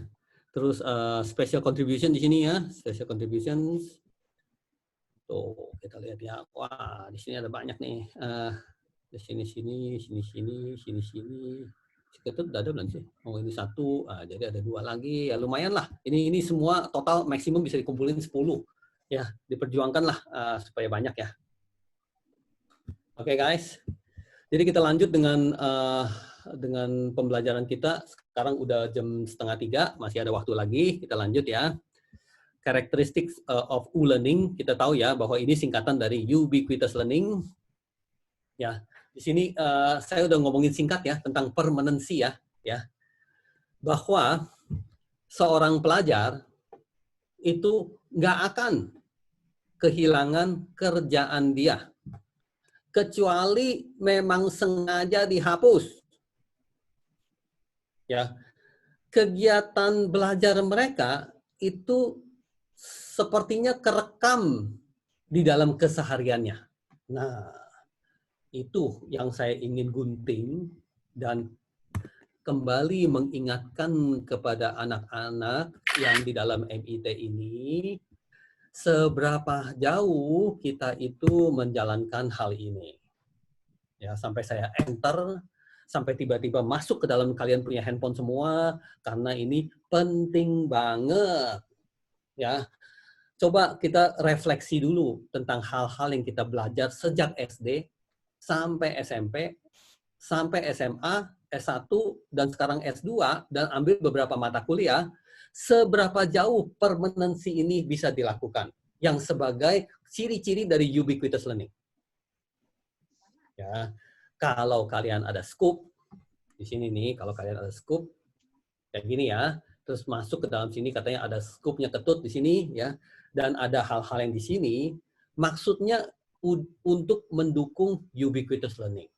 Ya, maksudnya adalah setelah 10 tahun kemudian bahan-bahan ini masih adalah hasil karya kamu yang membanggakan. Kok kita harus lakukan itu sih? Karena kita masuk ke dalam arena ubiquitous learning. Ya, sekali lagi saya tekankan seberapa pentingnya kamu punya karya-karya yang ada di sini. Ya, karena karya-karya yang ada di sini nggak pernah di-delete. Ya, coba dong pada saat kamu lagi S1, karya-karya kamu mana ya? Itu kamu kepusingan untuk carinya lagi. Ya, entah udah nggak tahu masuk ke dalam laci mana, udah saya buang-buangin Pak, udah saya kilo-kiloin Pak, gitu dan sebagainya. Tapi di era ubiquitous learning ini, kamu bisa yakini bahwa hasil-hasil karya kamu itu selamanya ada, kecuali kamu dengan sengaja menghapusnya. Ya. Nah, di situ sebagai sebuah contoh lagi, sebuah alasan lagi yang kuat kenapa kalian harus pelihara, kalian punya portofolio di sini. Ya. Di mana karya-karya kamu itu sebenarnya sayang kalau dibuang-buang. Kalau kamu lagi mau menunjukin kepada apa? Kamu lagi melamar kerja lah dan sebagainya, kamu ingin tunjukin kepada bos yang ada di situ, ya, kamu bisa memilih, bukannya harus ya, kamu bisa memilih untuk menunjukin kerjaan karya-karya kamu dari classmate ini atau tidak, pilihanmu. Tapi ada, dan adanya juga ubiquitous, artinya pada saat itu akan ada. Kamu nggak usah pulang dulu ke rumah, ngambil dulu baru balik lagi ketemuin bos itu dan tunjukin lagi. Itu nggak usah. Di saat itu juga kamu duduk, kamu udah bisa tunjukin kepada orang. Itu ubiquitous learning. Ya, betapa dahsyatnya, betapa hebatnya. Ya, maka dari itu saya bilangin sekali lagi, itu sayang banget kalau kalian asal-asalan tentang scope ini.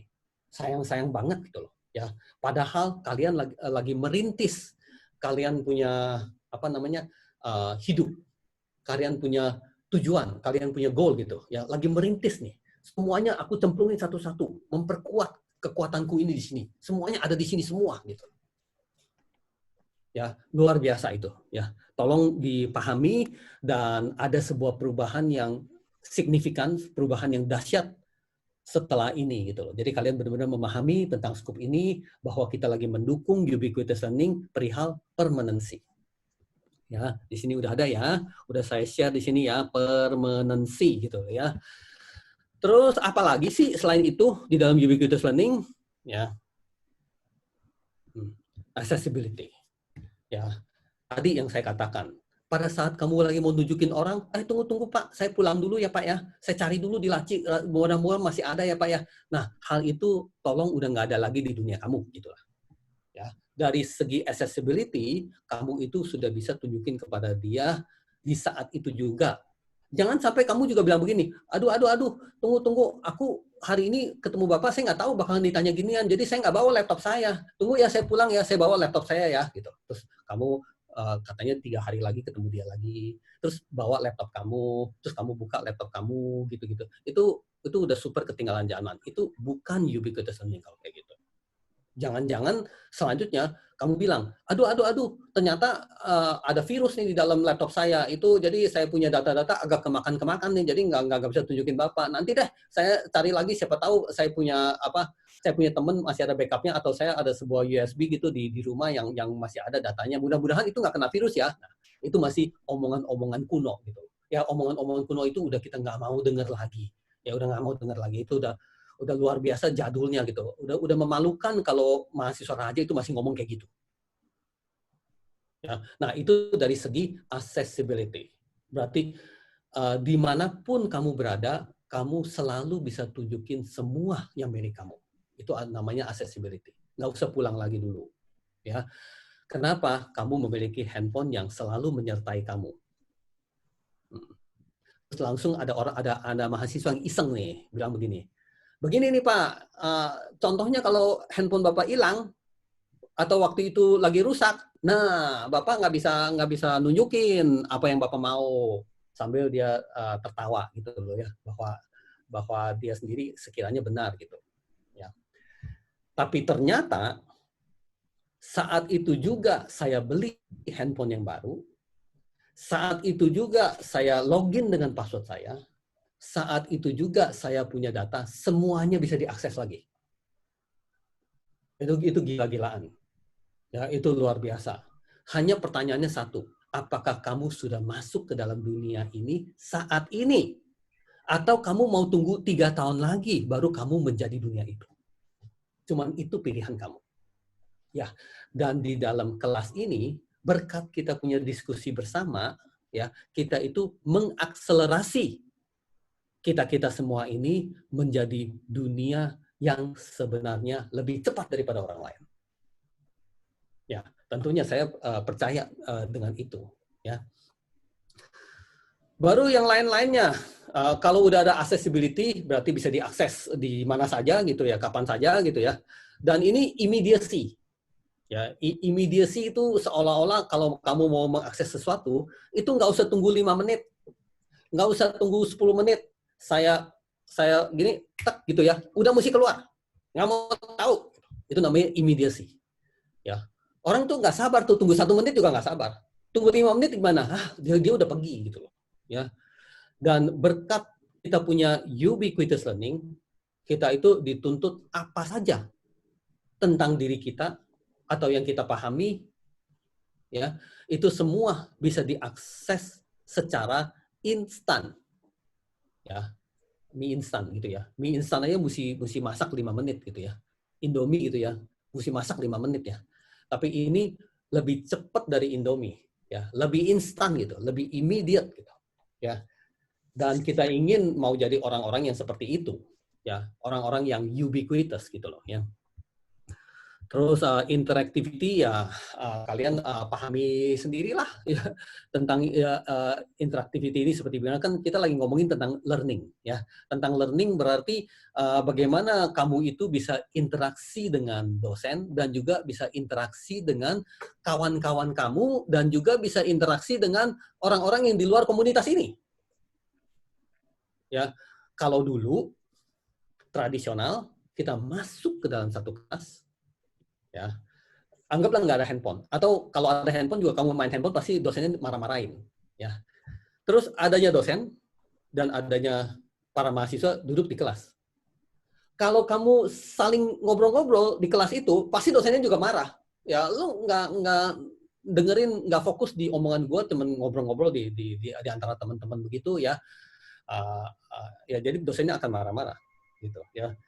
Namun di dalam ubiquitous learning ini menuntut interaktivitas seperti itu, ya, bahwa di dalam interaktivitas itu dosen sama mahasiswa bisa berkomunikasi, iya betul, dan lalu antar mahasiswa harus bisa berkomunikasi, iya betul juga. kolega-kolega di luar kelas itu juga mesti bisa berkomunikasi. Itu tuntutan dari ubiquitous learning. Antara di sini misalnya synchronous dan asynchronous communication. Ya. Mungkin itu pertanyaan satu lagi yang agar bisa ada anak-anak yang dapetin SC lagi. Apa yang disebut asinkronus dan sinkronus? Ada yang mau coba jelasin supaya teman-teman udah pada tahu semuanya tentang sinkronus dan asinkronus gitu. Ya. Ya, ubiquitous learning berarti bukan salah satunya, sinkronus aja atau asinkronus aja. Dia itu mau dua-duanya, sinkronus juga mau, asinkronus juga mau. Tapi pertanyaannya, sinkronus itu apa dan asinkronus itu apa di dalam ubiquitous learning ini? Siapa yang mau coba? Ayo. Pak, saya Pak. Siapa tuh? Adit ya? Pak. Oke, Dit. Silakan, Dit. Kalau sinkronisasi itu kan dia lebih apa ya? Mengsinkronisasi dengan lainnya gitu kan? Apa ya bahasa mudanya ya? Sinkronisasi. Menyatukan beberapa hal, misalkan komunikasi kan, menyatukan beberapa hal komunikasi, pengetahuan atau apapun lah gitu Pak. Terus sinkronus itu adalah komunikasi seperti video call dan chat yang digunakan sebagai bidang komunikasi. Itu apa tuh? Asinkronus apa sinkronus? Sinkronus itu. Oke, ya. Nah, sinkronisasi keterikatan kalau menurut saya. Oke. Nah, sekarang saya akan tanya. Kamu harus jawabnya benar nih. Kalau nggak dapat SC ya. Kamu harus jawab benar, tapi pertanyaannya gampang. Saya mau tanya begini, ya. WA atau WhatsApp, ya, itu sinkronus atau asinkronus? Sinkronus, Pak. Oke, sekarang pertanyaan kedua. Ya sinkronus. Sinkronus apa asinkronus nih? Mau coba perbaiki nggak? Sinkronus.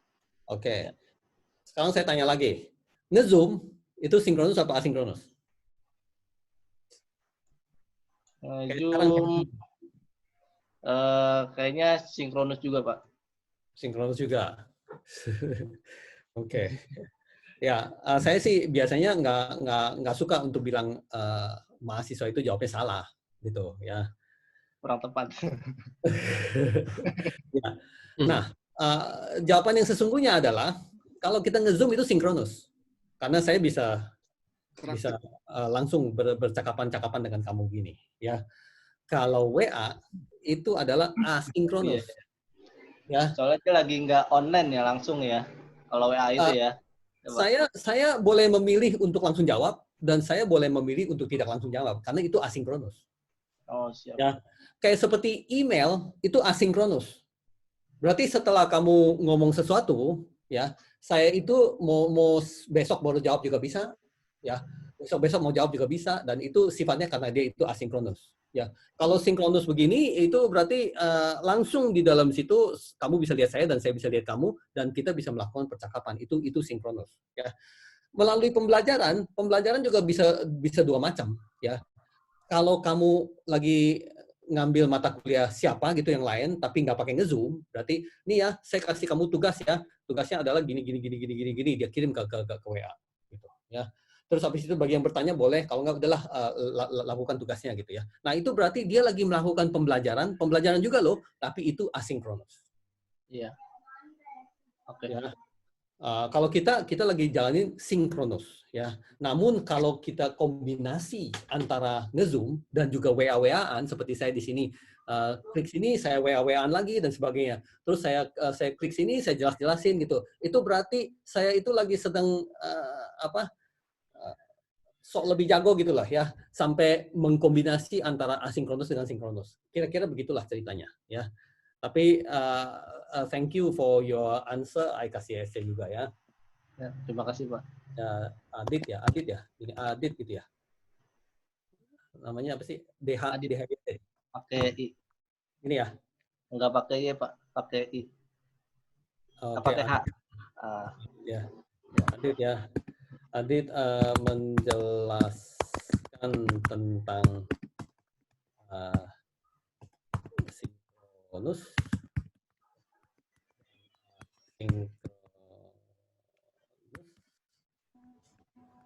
ya, learning. Ya. Di dalam konteks ubiquitous learning, membuka percakapan, membuka diskusi yang menarik.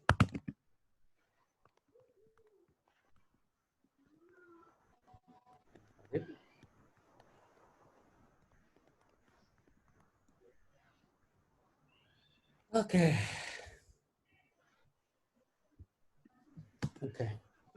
Power. Hah? Habis ya? Saya, Pak. Oh, kenapa? Itu yang tadi sinkronis itu bisa dibuat sebagai, saya tarik kesimpulan sebagai ya kalau disebut dengan sinkronis itu adalah kalau segera mendapatkan feedback. Bisa dikatakan begitu nggak, Pak?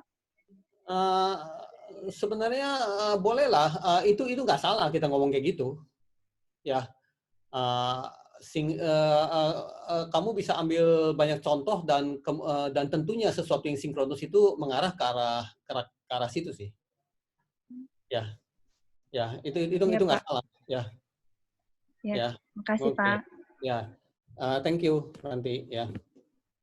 Sama-sama, Pak. Ya, oke. Let's see again.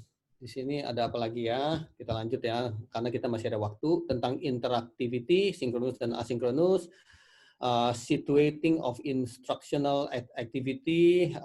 Ya, nggak penting lah kamu dapetin sendiri ya. Ya. Jadi learning embedded in our daily life ya. Jadi bukan hanya kita online begini, dari jam 1 sampai jam 3, baru kita lagi belajar. Setelah itu kita stop aja, berarti nggak lagi belajar lagi. Itu bukan kayak gitu ya. Karena situating of instructional activities, sehingga itu tertanam di dalam kita punya kehidupan keseharian. Oke. Di sini bilang adaptabilitas, ya mungkin lebih ke arah kamu boleh di mana aja, di danau juga bisa, di McDonald juga bisa, ya, di rumah juga bisa, di WC bisa, gitu ya. Dan di sini kelihatan beberapa perkembangan tentang learning, ya. Kan dulu kita sebutnya learning aja, tapi ilmuwan udah mulai menambahkan bahwa itu adalah e-learning, ya, kayak seperti pembelajaran jarak jauh, ya. Kalau learning itu secara tradisional, pokoknya kita ketemu di dalam kelas titik gitu ya. Kalau e-learning itu kita pakai web untuk melakukan learning. Berarti materi-materinya bisa didapatkan di dalam web. Ya. Lalu orang bilang bahwa ada kombinasinya tentang e-learning dengan learning juga. Berarti kayak seperti di dalam kelas, tapi juga pakai web-based learning gitu ya. Jadi ada kombinasinya. Lalu orang mulai sebut bahwa itu m-learning, berarti mobile learning gitu ya.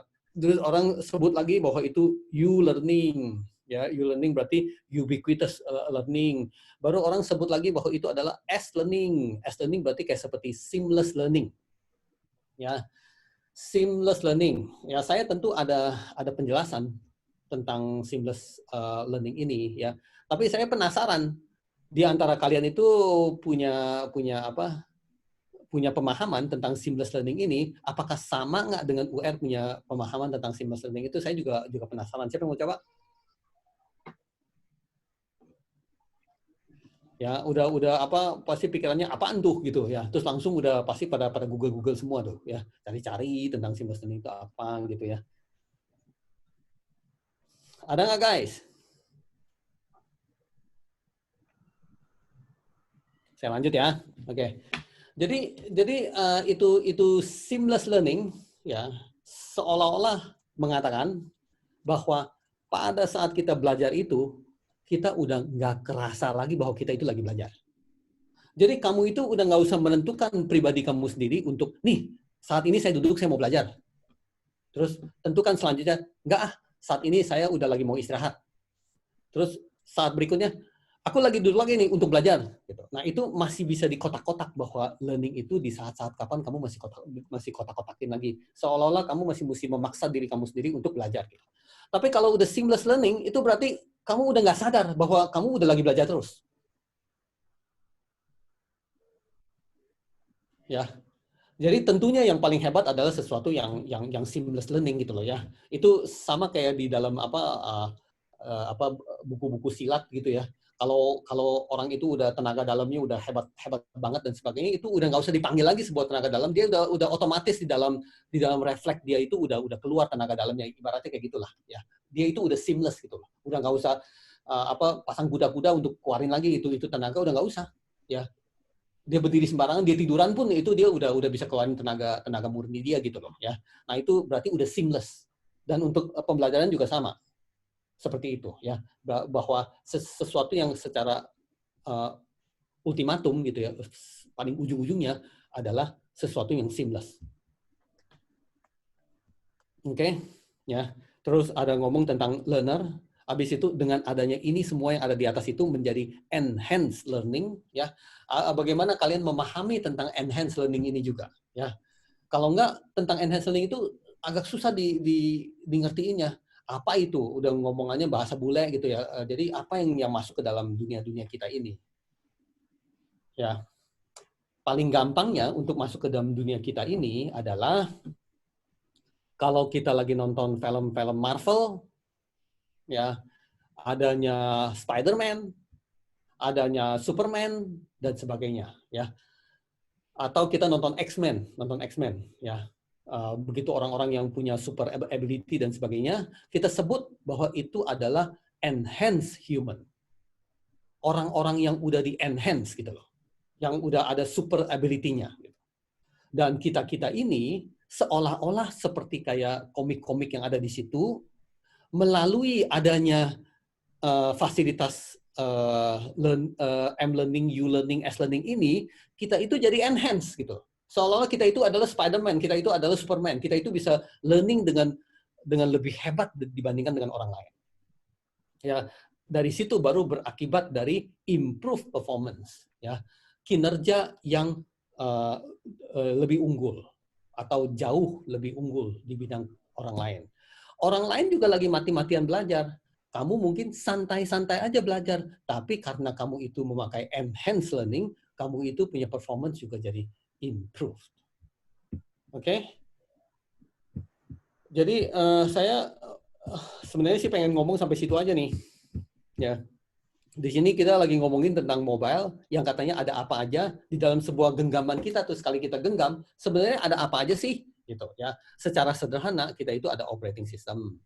Terus ada wireless application protocol, berarti untuk sambung-sambung ke internet itu merupakan salah satu yang vital gitu ya. Tanpa bisa sambung-sambung ke internet, rasanya kamu udah nggak demen lah itu handphone lah ya.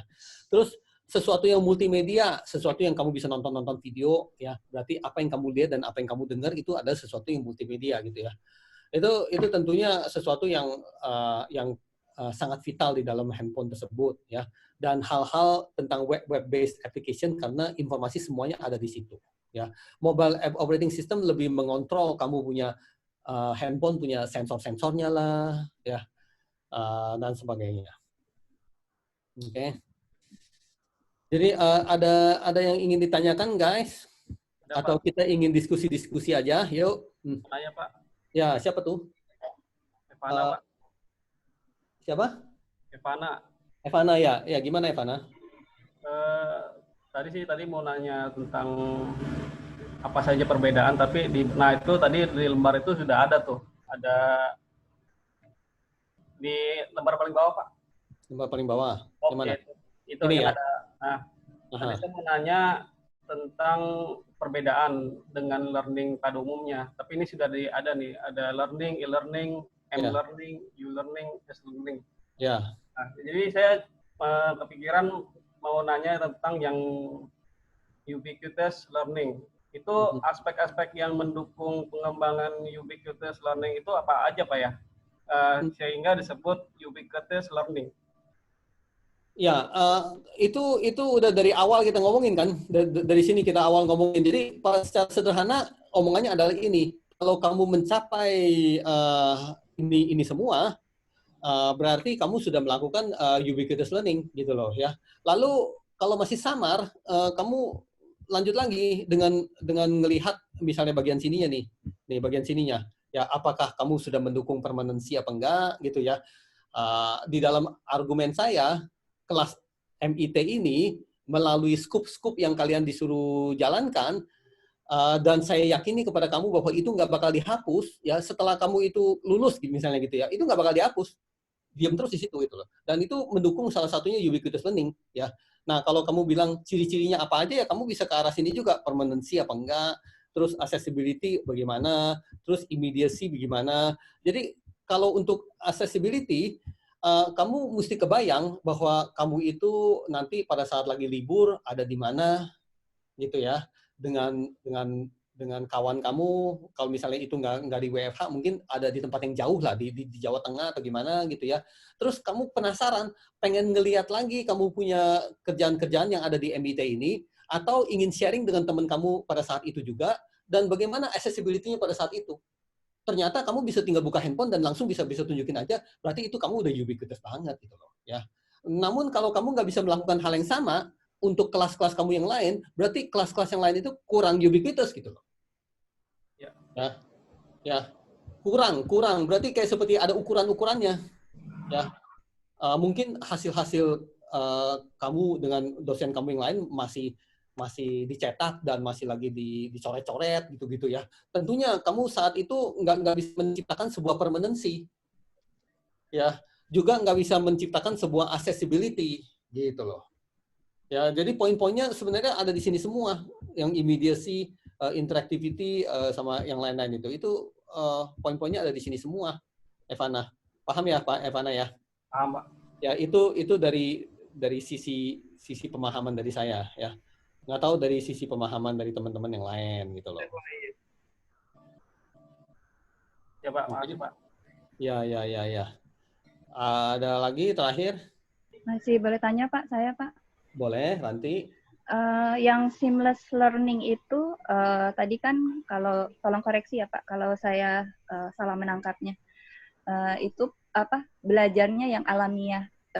Bisa dikatakan tidak kalau orang yang dia itu belajarnya sehingga tidak merasa belajar itu karena sesuai dengan minatnya?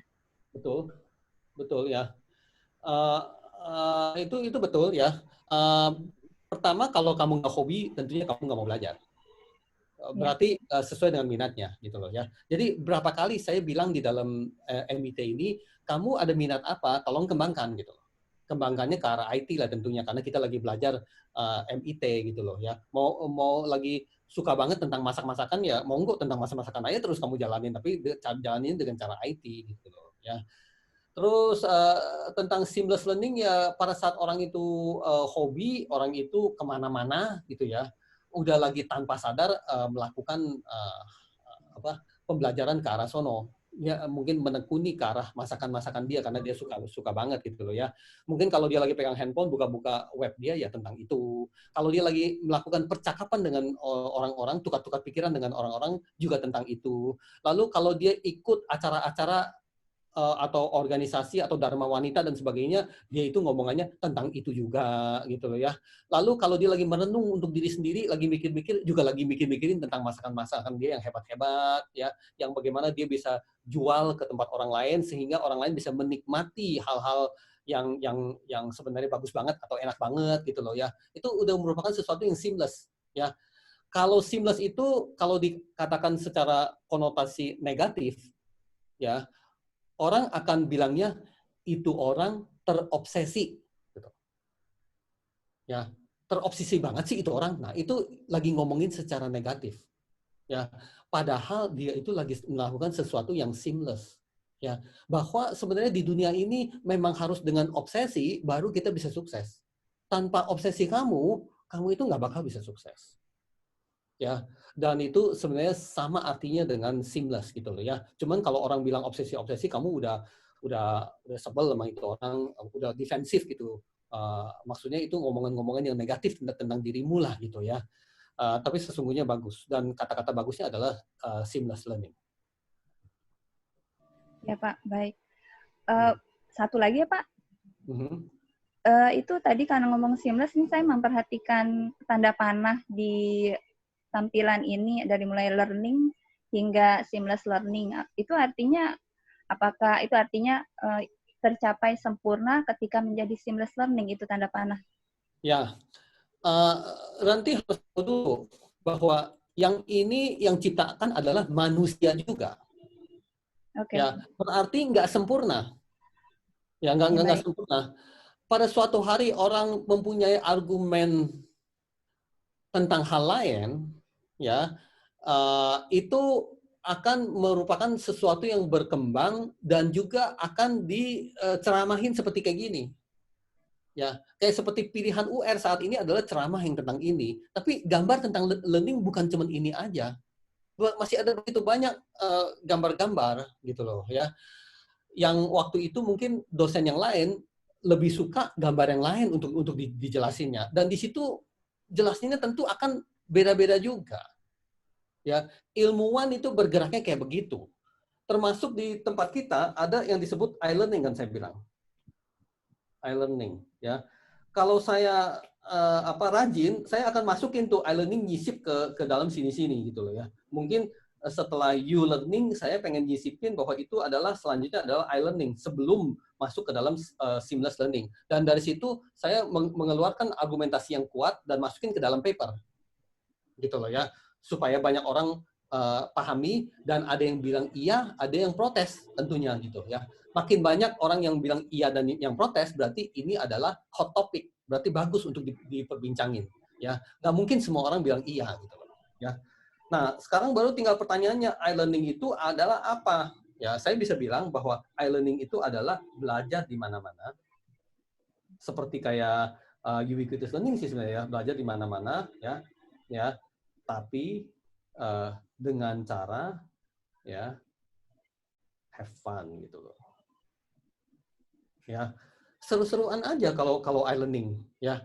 Apapun yang kamu lakukan, itu berarti kamu melakukan e-learning kalau kamu itu lagi happy-happy. Yang kita sebut bahwa e-learning itu ada 4B katanya. Belajar, bekerja, berdoa, sama bermain. Tapi itu 4 sebenarnya adalah e-learning. Artinya kalau kita lagi bekerja, kita itu sebenarnya lagi belajar gitu. Kalau kita itu lagi berdoa, sebenarnya kita juga lagi belajar gitu, ya. Kalau kita lagi belajar, ya sebenarnya belajar itu juga kita bisa sisipin doa-doa kita gitu loh, ya. Kalau kita lagi bermain, ya itu sebenarnya juga kita bermain yang lebih bermanfaat dong. Kita lagi belajar juga. Nah, itu adalah esensi dari e-learning itu, ya. Ya, bahwa kita itu have fun aja kita punya kegiatan, ya, tapi kita tetap mau banyak belajar, ya. Saya bisa bilang bahwa e-learning itu adalah perkembangan yang lebih lanjut daripada U-learning sebelum dia itu masuk ke dalam seamless learning gitu. Lalu saya tulis argumentasi saya sebagai ilmuwan yang sekuat-kuatnya, dan habis itu saya publikasi di tempat-tempat yang keren-keren misalnya gitu. Ya, nah saya jadi seorang ilmuwan yang menarik, yang mempromosikan tentang e-learning. Sedangkan e-learning ini di Raharja udah ada sejak 15 tahun yang lalu. Ya, kalau kamu nggak percaya, kamu di e-learning.me kamu baca-baca tentang e-learning, tentang orang-orang semuanya berargumentasi tentang e-learning itu adalah apa gitu, ya. Itu udah 15 tahun yang lalu. Bahkan sebenarnya 18 tahun yang lalu. Ya, dari pertamanya e-learning itu dicetuskan. Ya, lalu paper-paper kalau kamu masuk ke dalam Google Scholar, kamu cari tentang e-learning, itu juga udah ada banyak yang orang tulis tentang e-learning itu. Ya, e-learning itu adalah sesuatu pembelajaran sih. Sesuatu gaya pembelajaran, sesuatu konseptual pembelajaran yang kita anggap adalah ciptaan dari Raharja, berasal muasal dari Raharja, yang dikembangkan sedemikian rupa sehingga bermanfaat untuk orang banyak. Oke, guys, diskusi yang menarik. Makasih ya, Pak. Ya, dan untuk nanti karena nanya dan maksa nanya, ya keluar lagi satu SC ya. Nanti Terima kasih banyak, Pak. Thank you for your comment, for your supporting comment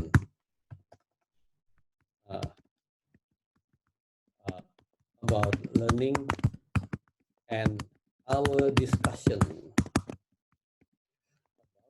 about learning.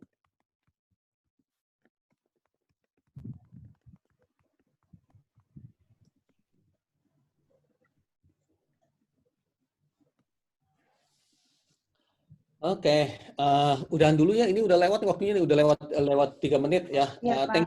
Thank you so much guys. Pak. Ya. Yes, Pak. Terima kasih Pak UR. Ya. Maksimal Pak. Ya. Thank you, Pak UR. Halo teman-teman. Ya. Assalamualaikum. Bye bye. Waalaikumsalam. Waalaikumsalam, Pak.